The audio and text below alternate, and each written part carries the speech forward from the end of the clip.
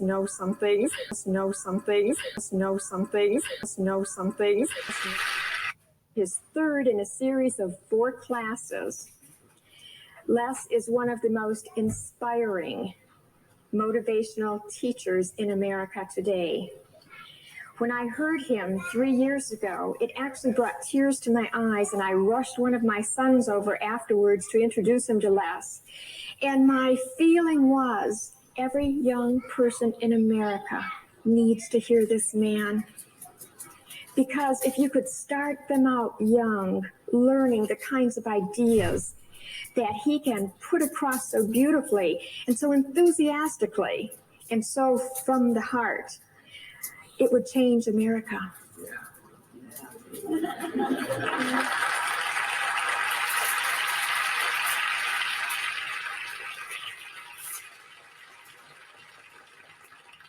And I knew when he was here before, we'd be having him back again. You know how you just know some things? And so I'm just thrilled tonight to introduce to you Les Brown.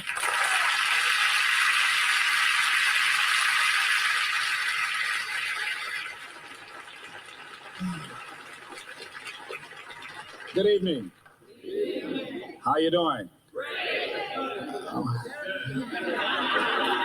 I'll ask you how you doing. I want you to say better than good and better than most. How you doing? I know that's right. And sometimes even better than that, right?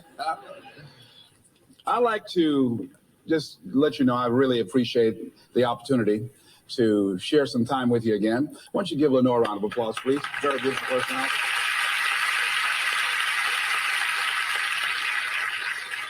I'm very, very supportive of this ministry. I think that Jack Boland is ahead of his time, and the people here who show a level of concern in terms of empowering people and helping them to develop the skills that are necessary to navigate through some of the treacherous waters of life is something that's very much needed. This evening, we're going to be looking at how to get unstuck. I think some of you know what I mean. Sometimes we have to ask ourselves, what's using my life? Heard a guy give a lecture one time that says, we are today what we were when. And he was talking about the fact that we, to a great extent, behave, think, react because of some previous experience that we've had. One of the things that we know about life is that it is always changing. Sometimes you're up. Sometimes you're down. Sometimes things go real well, and sometimes they don't. Sometimes you're happy, and sometimes you're sad. Now, that's that thing called life. And when we begin to understand and know that, accepting that reality that we will never, ever have things just on an even keel all the time, that you're going to have some ups and you're going to have some downs. But during those down moments, that's where the growth takes place. That's where the work is. See, anybody can feel good when they have their health, their bills are paid, they have happy relationships, the children are acting normal, business is successful. Anybody could be positive then. Anybody can have a larger vision then. Anybody can have faith under those kinds of circumstances. Am I correct? See, but the real challenge of growth, mentally, emotionally, and spiritually, comes when you get knocked down. Somebody said that adversity introduces a man to himself or a woman. How you handle it, that's where the growth takes place. When I was facing some challenges, I had a guy say something to me, and I suggest this is one of the first things that you want to do when you're facing a challenge. You want to get unstuck. Evaluate where you are. Look at it. Assess yourself. Assess yourself and assess the situation. What brought you there? What role did you play? Earl Nightingale had a saying I like. He said, all of us are self-made, but only the successful will admit it.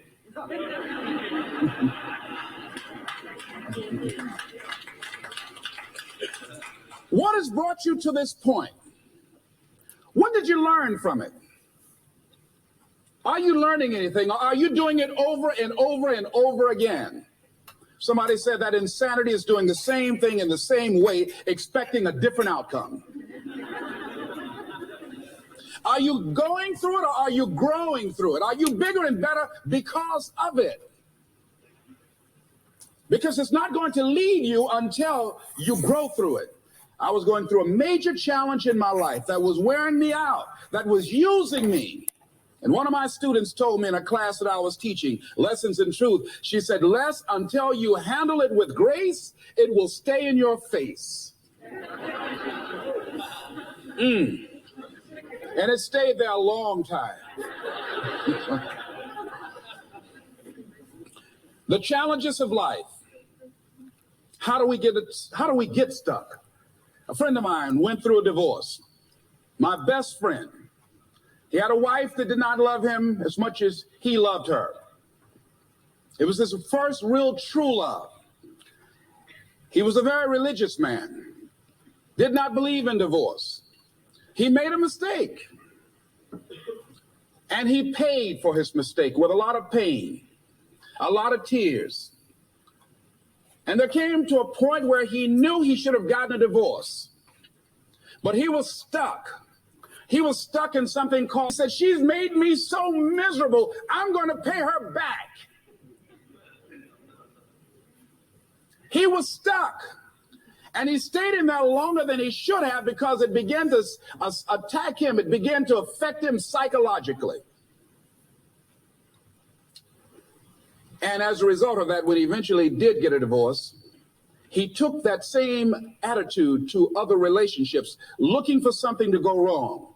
He was burned so badly, he did not want to risk pain again. He was going in relationships trying to avoid pain. When it became too close, he would do something to make sure the relationship did not work. He would always try and find something wrong with the person because there are no perfect people. So if you look for it, you can find it. He was stuck in revenge.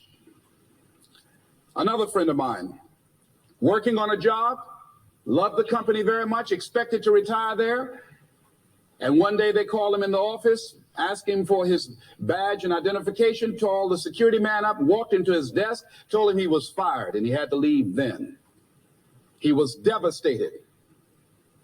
And if you came anywhere near him, he will tell you his story, as we all have stories. Even when he got a job, he went on the job telling anybody who would listen how they fired him unjustly. And he always ended with, it wasn't fair. Life isn't fair. Life just is. It's not fair that birds eat worms, and they do. So we can't even deal with what's fair. But he's stuck in the fact that it's not fair. I don't deserve that.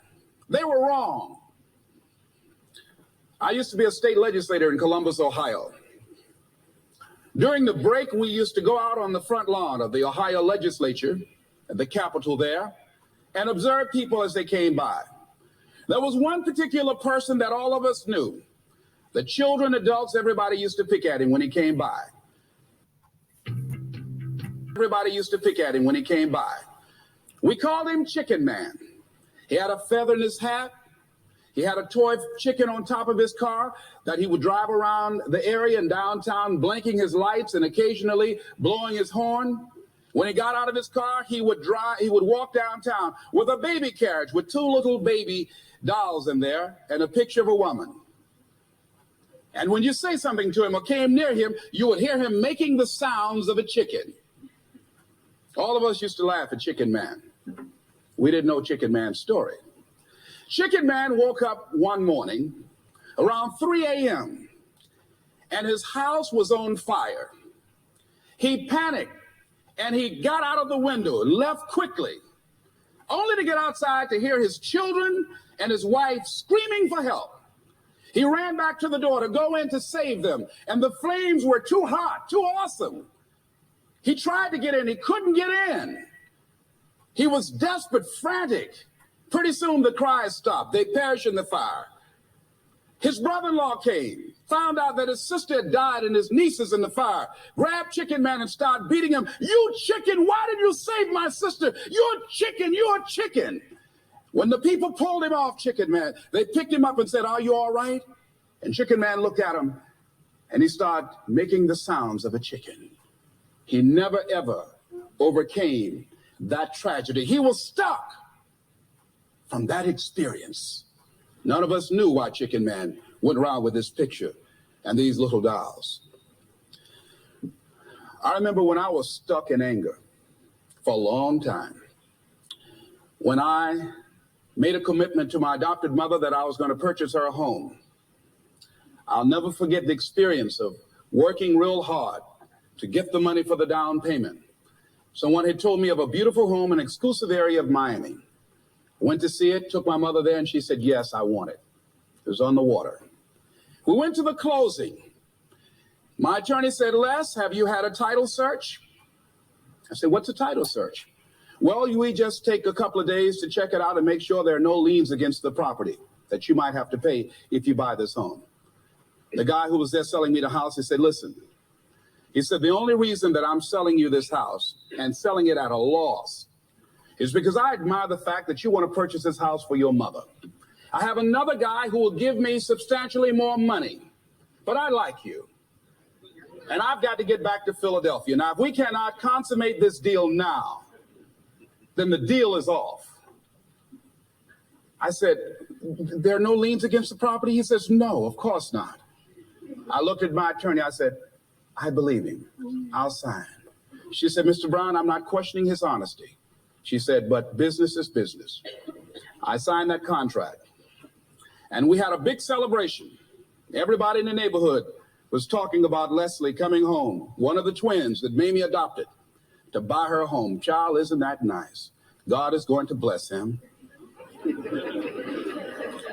A few weeks later, I received a letter, a registered letter, indicating that the house was going up for sheriff's sale on the courthouse steps.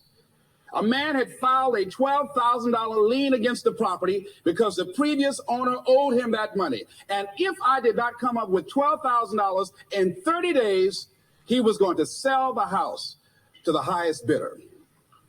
I called this man and said, Mister, my name is Les Brown. I purchased this house. I had nothing to do with your prior bill.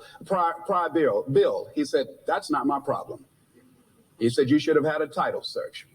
I said, can you give me time? I said, my mother is an older lady. She has a bad heart. And I said, please. I said, if you just give me the time, I don't know how I'm going to do it with the house note and everything else, but I think I can pay you at least $2,000 a month. And within 6 months, somehow I will pay you your money. He said, no, I want it all in 30 days or you get out. I did everything I could, racked my mind thinking about how I could get $12,000 because I took everything I could to get the money just for the down payment and the closing. I finally had to face the reality that I wasn't going to be able to do it. I was up around 2 o'clock in the morning, walking back and forth, thinking, how was I going to tell my mother this? My children were there in the room sleeping all night long. I agonized over this. I lost over 23 pounds. Pretty soon I went in the room where my mother was sleeping. And I said, Mama, I got down on my knees by the bed. I said, Mama, I got to talk to you. And she said, what's wrong? I said, Mama, we got to get out the house. I said, in my haste to buy the house, I made a mistake. At the house. I said, in my haste to buy the house, I made a mistake. She said, that's all right, baby. I didn't like this house anyhow.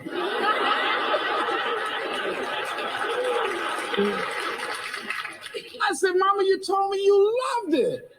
I brought our friends out here to see it. She said, you know I have arthritis in my knees, and I don't like going up the steps, but I knew it made you happy. You loved it so much. I said, Mom, I've lost 23 pounds agonizing over this. Well, we had to pack up and go back to the old house down the street from Northwestern High School in Liberty City. All those neighbors who came out and saw us leave, those neighbors were there as we were coming back. We went in the house, the roaches were playing cards, saying, come on in and take a hand. I was wiped out. I was embarrassed. The best and humiliated. Words cannot encompass the symbolism of what I felt. I remember when I was unloading the furniture and I began to cry. My sister came by. You know you didn't have any money to buy no house, Mr. Big Time. Hadn't given me a quarter. You know mama got a bad heart now, y'all, back where you belong. As I was crying and my head down, taking furniture in, my mama said, hold your head up. I said, Mama, I just feel so bad about this, Mama. She said, hold your head up and dry your tears. You have nothing to be ashamed of. And I did, as we unloaded that furniture in that house. For several weeks, I was numb. I was immobilized with anger. If I had seen that guy, I was thinking about flying to Philadelphia. I had all kind of dreams about him. And I didn't want to hit this guy here. Hitting would have been too good for him. I just wanted to just grab him and just bite him. I just made him found him. They say, well, we found this guy just chewing on him. Beating would have been too good for him. I'd have just bit him every time he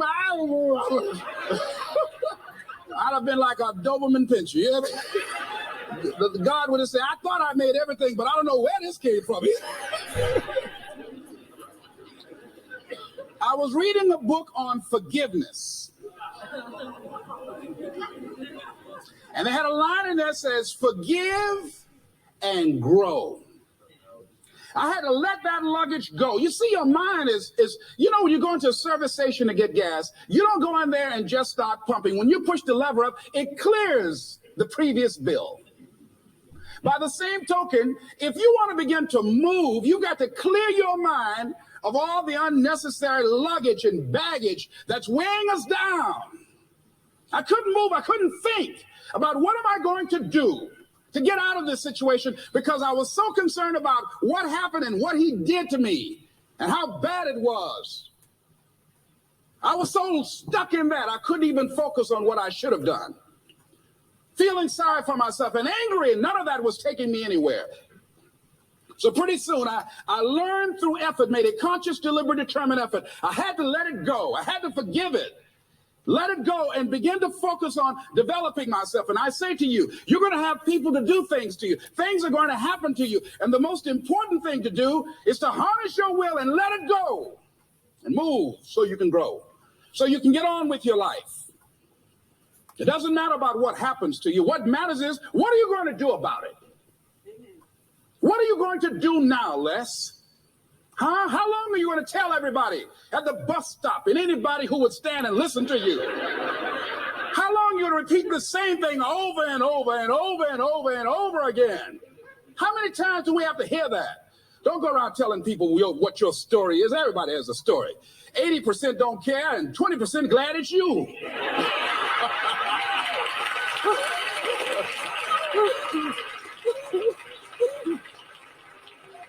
They say, I'm glad that didn't happen to me. Sometimes you think you got some problem. You hear somebody else's problem, and if their problem is real bad, it makes you feel good. Am I right? All right. So I had to let that go. All of us got stories to tell. Chicken Man allowed his tragedy to destroy his life. All of us have experienced some tragedy, and if we haven't, we will. And you can either let it destroy your life, or you can build upon it. You can permit it to let it hold you down, or you can decide, I'm not going to let that happen to me. I'm bigger than this. Make a declaration to yourself. Declare all-out war that you're going to get out of this rut. I don't care how good you are. I don't care how talented you are. I don't care how much you work on yourself. There are some times when things aren't going to go right. They just are not going to go right. There are times when anything that can happen will happen. Murphy's Law will be knocking at your door. Why? I don't know why. That's called life. And you have to deal with it. Sometimes your life will be in a slump, just like sports. Some of the best shooters can't hit baskets different times in games. They get in a slump. Do they sit on the sideline and say, I just didn't hit a basket today? No, they continue to execute. I suggest to you that if you are facing a challenge, don't stop. Stay busy. Work your plan. Continue to do those things that you know that work for you after you have evaluated yourself in the situation. Continue to move. Stay busy, stay busy, stay busy. Repeat after me. Help somebody. And help yourself. Because what you give is what you get. Find somebody that you can help so you can forget about you for a moment. See, sometimes the best thing to do is to be. Sometimes you have to just back up and go within yourself. A bow and arrow, you can't take a bow and just push it out an arrow. You just can't push the arrow out. You have to pull it back and then release it. Sometimes you have to back up and go within and pray and meditate and recharge your batteries. Go away, clear your head, and then come back and look at it from a different vantage point. Don't operate while you're under the spell or the effect of what's going on. Next thing is that you've got to activate the thinker in you. Don't allow your emotions to control you. We are emotional, but you want to begin to discipline your emotion. If you don't discipline and contain your emotions, they will use you. Your mind goes on automatic, just like a God. You know, I loved reading the book called As a Man Thinketh by James Allen. He uses the analogy of the mind being like a garden. You know, weeds don't have to have any encouragement to grow. You don't have to water them. They don't have to get sunshine. They don't have to have fertile ground. They will grow through the cracks of a sidewalk. Am I right? But if you want to grow orchids or roses or any kind of exotic flowers, there are special processes and procedures you must go through.